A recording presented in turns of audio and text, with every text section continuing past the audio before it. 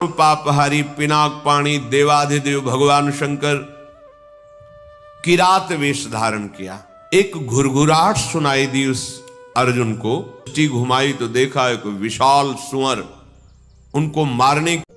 भगवान व्यास देव जी के द्वारा दी हुई प्रतिस्मृति विद्या जब अर्जुन को प्रदान करी, अर्जुन समस्त ब्रह्म ऋषियों की वंदना करके देवराज इंद्र की प्रसन्नता से ही दिव्यास्त्र प्राप्त होंगे ऐसी भावना से इंद्रकील पर्वत पर पहुंचे। वहां एक वृद्ध ब्रह्म ऋषि रूप में देवराज इंद्र ही बैठे थे। उनका तिष्ठ तिष्ठ, रुक जाओ, आगे मत जाओ, आगे अस्त्र शस्त्र ले जाने लायक देश नहीं है, यहाँ सब दिव्य सिद्धों का देश है। तुम अपना ये धनुष फेंक दो, ताड़ू ये तूणीर फेंक दो और सावधान होकर आगे जाओ। उन्होंने कहा नहीं, ये गांडीव धनुष परम पूजनी परम पावन है, मैं इसे तो नहीं फेंक सकता हूं। अगर इसे तुम फेंक दोगे तो जिस लोक का सुख चाहोगे वो सुख हम प्रदान करेंगे। नहीं, मुझे कोई लोक का सुख नहीं चाहिए, मैं जिस हेतु से जा रहा हूं उसमें इस अस्त्र की आवश्यकता है। यहाँ एक संकेत मिलता है कि अगर आपने लक्ष्य बना लिया है उच्च कोटि का, भगवत प्राप्ति, भजन करना, धर्म से चलना, सत्य से चलना, तो आपकी परीक्षा होगी। उस मार्ग से हटाने के लिए प्रलोभन आएगा। आपको उस प्रलोभन में अपनी निष्ठा को नहीं छोड़ना है। अगर छोड़ दिया तो गए। भय भी आ सकता है, भयानक भय आ सकता है, पर अगर आप अपनी निष्ठा पे रहे तो भय केवल दिखावा होगा, आपको दुख नहीं दे सकता। प्रकट हो गए देवराज इंद्र और कहा मैं कोई ब्रह्म ऋषि नहीं हूं, मैं त्रिभुवनपति देवराज इंद्र हूं। तुम अपनी निष्ठा में अचल रहे, क्या चाहते हो? तो कहा मैं आपके द्वारा दिव्यास्त्र चाहता हूं। वो तो तभी प्राप्त हो सकते हैं जब देवाधिदेव भगवान शंकर का दिव्य अस्त्र तुम्हें प्राप्त हो, उनका साक्षात्कार हो, फिर हम समस्त लोकपाल अपने अपने दिव्यास्त्र आपको दे देंगे। अर्जुन ऐसा सुन ही रहे थे कि देवराज अंतर्धान हो गए। अब विचार किया कि मुझे प्रथम महादेव जी की आराधना करनी चाहिए। तपस्या के लिए दृढ़ निश्चय करके बड़ी उतावली के साथ चले और एक भयंकर कंटकाकीर्ण वन में पहुंचे, जहां समीप में सुंदर नदी प्रवाहित हो रही थी। हिमालय का शिखर है, पवित्र शीतल वायु चल रही है। उस स्थान के दर्शन करके मन में निश्चय हुआ कि यही भगवान शंकर की आराधना करेंगे। महातेजस्वी दृढ़ संकल्प वाले अर्जुन ने उस प्रदेश में तपस्या में संलग्न होने के लिए स्थान चयन किया और कुशा की लंगोटी लगाई। कुशा बहुत दुखद होता है, छू जाए तो त्वचा को चीर दे। लंगोटी लगाई और एक दंड समीप में रख लिया और अपने गांडीव धनुष और तूड़ीर को वृक्ष की डाल पे से टांग दिया और हाथ जोड़कर भगवान शंकर की स्तुति करके निरंतर भजन में लग गए, निरंतर महादेव जी के चिंतन में निमग्न। दोनों भुजाएं उठाए हुए, कोई सहारा नहीं, पैर के अंगूठे के अग्रभाग पर खड़े होकर के भगवान शिव के मंत्र का जप करते हुए, आकाश की तरफ दृष्टि रखे हुए एकाग्र चित्त से उपासना कर रहे हैं। तदनंतर अर्जुन की भयंकर तपस्या को देख करके वहां रहने वाले जितने ब्रह्म ऋषि थे सब भगवान पिनाक पाणी महादेव जी के समीप गए और महादेव जी को प्रणाम करके कहा, देवाधिदेव अर्जुन आपके लिए महान तपस्या से युक्त होकर के उपासना कर रहे हैं। हिमालय के पृष्ठभाग में स्थित होकर ऐसी उग्र तपस्या कर रहे हैं कि यदि आपने उनको सांत्वना न दी जो वो चाहते हैं तो दिशाओं में आग पैदा हो जाएगी उनके तप से। हे देव देवेश्वर, हम लोग कुछ समझ नहीं पा रहे हैं कि उनको कैसे शांत करें। वे अपनी तपस्या का संताप प्रकट कर रहे हैं। हम महर्षि जन चिंतित हैं कि यदि वो ऐसी तपस्या में रहे तो आग पैदा हो जाएगी। जैसे ध्रुव जी ने अपनी प्राणवायु बंद कर ली तो त्रिभुवन की प्राणवायु बंद हो गई, तत्काल भगवान को आना पड़ा। पवित्र चित्त वाले इन महर्षियों की जो सदा सबको सुख देने में तत्पर रहते हैं, उनकी बात सुनकर भगवान देवाधिदेव महादेव ने कहा, महर्षियों, मुझे पता है तुम विषाद मत करो। अर्जुन की तपस्या किसी को कष्ट देने के लिए नहीं है। अर्जुन के मन में जो संकल्प है वो मैं जान रहा हूं। वो किसी लोकांतर के भोग की इच्छा से तपस्या नहीं कर रहे हैं। उन्हें जो पाना है वो मैं प्रदान करूंगा। तुम सब शांत चित्त होकर अपने अपने भजन में लगो जाकर। भगवान शंकर का ये वचन सुनकर जितने ब्रह्मर्षि आए हुए थे सब प्रणाम करके अपनी अपनी कुटिया को गए। उन महात्माओं के चले जाने के बाद सर्व पापहारी पिनाक पाणी देवाधिदेव भगवान शंकर किरात वेश धारण किया।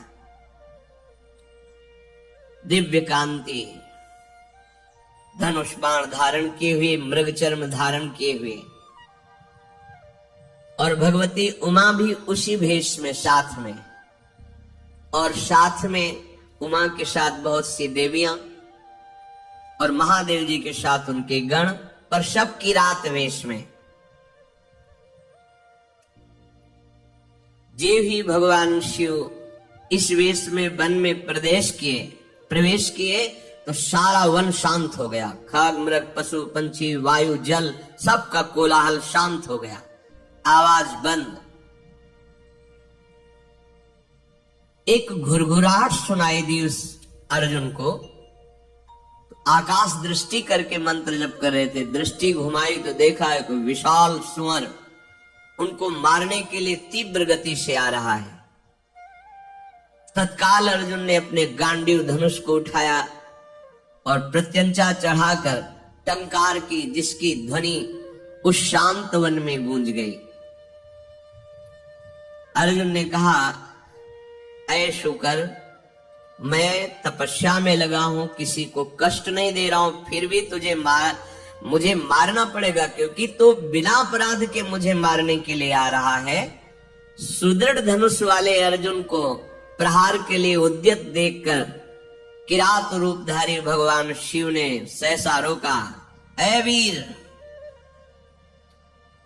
इस शूकर को मैंने पहले शिकार रूप में निश्चित कर लिया है, तुम अपना बाण मत चला देना। परंतु अर्जुन ने किरात के वचन की अवहेलना करके तत्काल भयंकर बाण के द्वारा उस शूकर को बेध दिया। जैसे अर्जुन का बाण वैसे ही किरात वेशधारी भगवान शिव का बाण भी उसी जगह लगा। दोनों के छोड़े हुए बाण से सुअर रूप त्याग करके मूक दानों विशाल पर्वत की तरह वो अपने असली स्वरूप में आकर प्राण त्याग कर गिर पड़ा। उसे अर्जुन को मारने के लिए भेजा गया था। जैसे बिजली की गड़गड़ाहट होती है, ऐसे आवाज करते हुए असुर अपने प्राणों को त्याग दिया। शत्रुनाशक अर्जुन उस तेजस्वी की रात को देखा जो कुछ दिव्य स्त्रियों से घिरे हुए थे। अर्जुन ने कहा, तुम कौन हो और यहां स्त्रियों के साथ क्यों घूम रहे हो? क्या आपको मालूम नहीं कि भयावह वन है? और क्या तुम्हें वन के सिद्धांत का भी ज्ञान नहीं है? जब मैंने लक्ष्य संधान कर दिया तो तुमने बाण क्यों मारा? ये मेरे पास आया था, मेरे को मारने के लिए आया था, मैंने इस पर बाण संधान किया, तो तुम मेरी वीरता का तिरस्कार करके इस पर बाण संधान क्यों किया? इसका उत्तर दो, नहीं तो मैं तुम्हें जीवित नहीं छोड़ूंगा। अर्जुन ने ऐसा किरात से कहा। ये मृगया का धर्म नहीं है जैसा आपने किया है। तुम पर्वत निवासी हो, उत्तर दो, नहीं तुम्हें जीवन से वंचित कर देता हूं अभी। अर्जुन के इस प्रकार कहने पर किरात भगवान जोर जोर से हंसने लगे और कहा, बहुत वीरतापूर्व तुम वाणी भी बोलते हो और वीर भी हो, पर मुझे वन में इसलिए कोई भय नहीं लगता कि यही मेरा घर है। वनवासी हूं, किरात हूं, किंतु जब मैंने कह दिया था कि तुम बाण मत चलाना, ये मेरा लक्ष्य है, तो तुम्हारा साहस कैसे इतना हो गया कि मुझ वनवासी की आज्ञा का उल्लंघन करके तुमने बाण संधान कर दिया, तुमने दुष्कर कर्म किया। ये मुझे पसंद नहीं आया। और तुम जो कहते हो कि मुझे जीवन से हाथ धोना पड़ेगा, तो पहले बल का निर्णय कर लेना चाहिए, फिर बाद में निश्चय होना चाहिए। तुमने हमारे बल का निर्णय तो किया नहीं। क्या तुम जानते हो हम में कितना बल है? किरात वेशधारी भगवान ने कहा। अर्जुन ने कहा, तुम्हारे जानने की हमें कोई आवश्यकता नहीं है, मुझे तुम जान लो। मेरा नाम अर्जुन है, मैं गांडीव धनुष को धारण करता हूं, और जब गांडीव मेरे हाथ में हो तो त्रिभुवन में कोई ऐसा नहीं जो मुझे परास्त कर सके। ये हिंसक रूप धारण करके दैत्य मुझे मारने आया था, मैंने इसे मार गिराया, अपराध आपका है। आपने मेरे लक्ष्य पर बाण क्यों मारा? किरात वेशधारी भगवान बोले, मैंने पहले रोका था और बाण संधान करके मैंने मारा है, और तुम मेरे सामने वीरता की बात कर रहे, इसलिए लगता है कि मुझे तुम्हें दंड देना पड़ेगा। अर्जुन ने कहा, ऐसा कौन है त्रिभुवन में जो मुझे दंड दे? हमें लगता है कि तुम्हें प्राणों से कोई प्यार नहीं है, तुम्हें प्राणों से हाथ धोना पड़ेगा।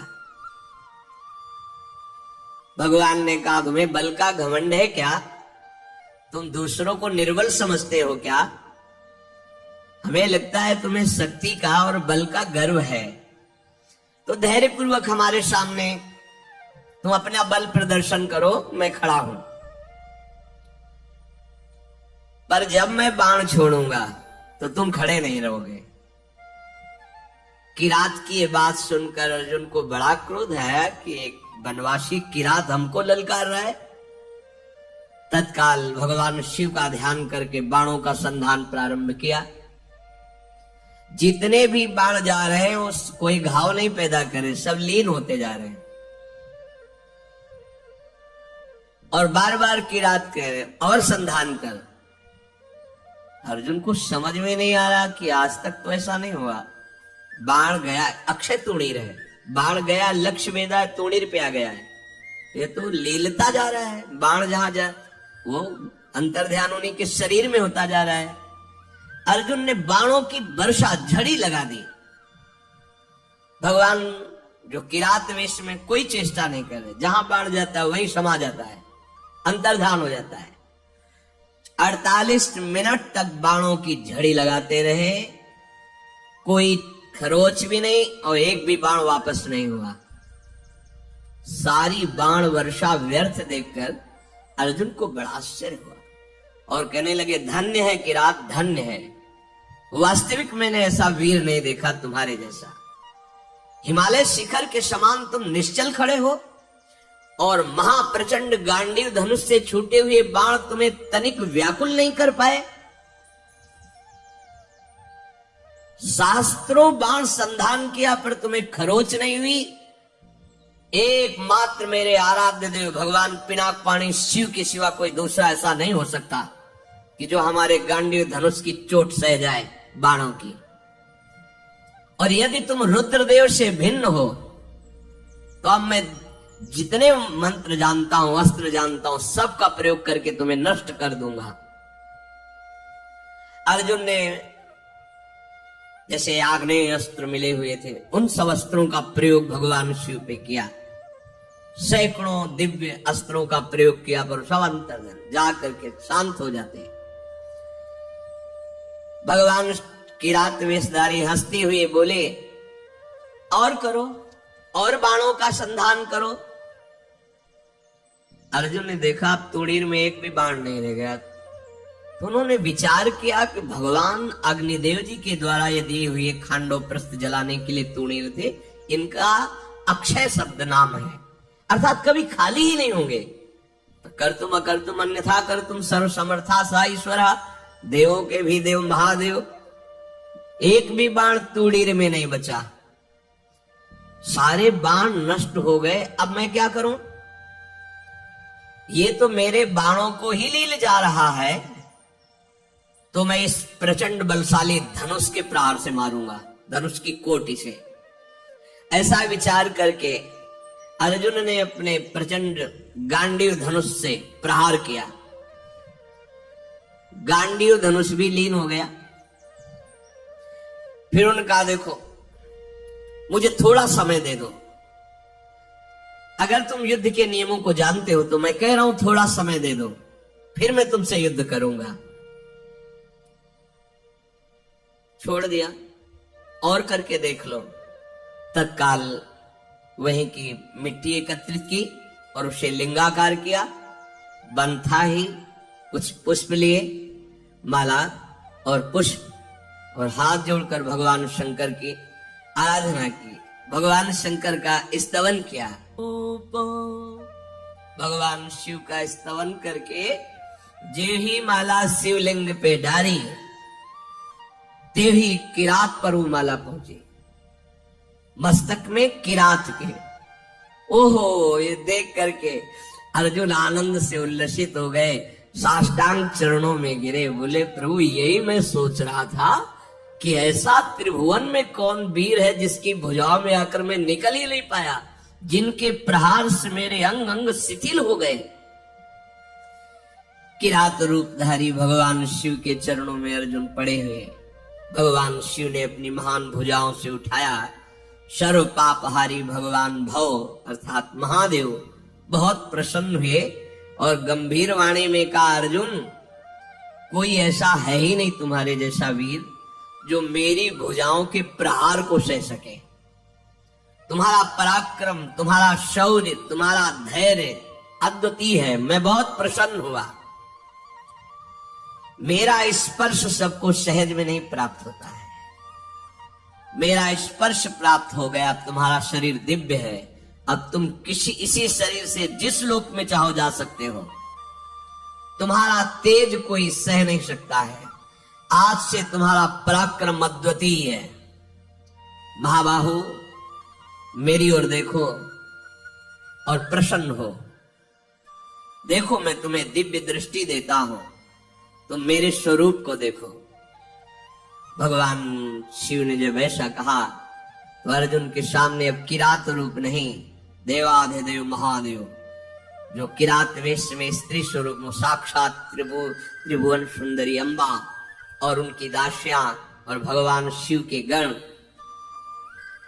बार बार अर्जुन जी ने पूरे शिव परिकर को प्रणाम किया और कहा, तुम युद्ध में अपने शत्रुओं पर जो विजय चाहते हो तो आज के बाद कोई देवता भी तुम्हें परास्त नहीं कर सकता। मनुष्यों की तो बात जाने दो, मैं तुम्हारे हृदय की बात जानता हूं। तुम मुझसे क्या चाहते हो? लो, विश्व विनाशक पाशुपतास्त्र मैं तुम्हें प्रदान करता हूं। ये वो अस्त्र है जिसको कोई भी अस्त्र कुंठित नहीं कर सकता और एक क्षण में पूरे त्रिभुवन को भस्म करने की सामर्थ्य मेरे इस अस्त्र में है, पाशुपतास्त्र। तदनंतर शूलपाणी भगवान महादेव जी और भगवती पार्वती जी के दर्शन करके अर्जुन को बड़ा आनंद प्राप्त हुआ। साष्टांग पृथ्वी पर लेटकर प्रणाम किया। अर्जुन बोले, हे जटाजूटधारी सर्वदेवेश्वर देवाधिदेव महादेव, भग देवता के नेत्रों का विनाश करने वाले नीलकंठ, आपके मस्तक पर जगत पावन करने वाली गंगा जी विराजमान है। प्रभु, समस्त कारणों के परम श्रेष्ठ कारण आप हैं। मैं बहुत लज्जित हो रहा हूं। अपने स्वामी से युद्ध किया, अपने आराध्य देव से युद्ध किया, आप पर बाण संधान किया, कटुवचन बोले, धनुष से प्रहार किया, और भी नाथ मेरे अपराध को क्षमा कीजिए। मैं बहुत अंदर लज्जा से युक्त हो गया हूं। मैं आपके ही दर्शन की इच्छा लेकर इस महान तप से युक्त हुआ था। हे देव देवेश्वर, संपूर्ण जगत आपकी वंदना करता है और मैंने आप पर प्रहार किया, फिर भी आप प्रसन्न हैं। नाथ मुझे बहुत अंदर से लज्जा आ रही है। मैंने जो आपके सामने साहस दिखाया ये मेरा अपराध है प्रभु, अनजाने में मेरे से अपराध बन गया। हे शंकर, मैं आपकी शरण में हूं, मेरी धृष्टता को क्षमा कर दीजिए। महातेजस्वी भगवान वृषभध्वज ने अर्जुन का हाथ पकड़ा और हंसते हुए कहा, अपराध थोड़ी है, कोई मैं शिव रूप से तुम्हारे सामने थोड़ी था, मैं तो किरात रूप से था, तुम्हारा कोई अपराध नहीं। वीर का यही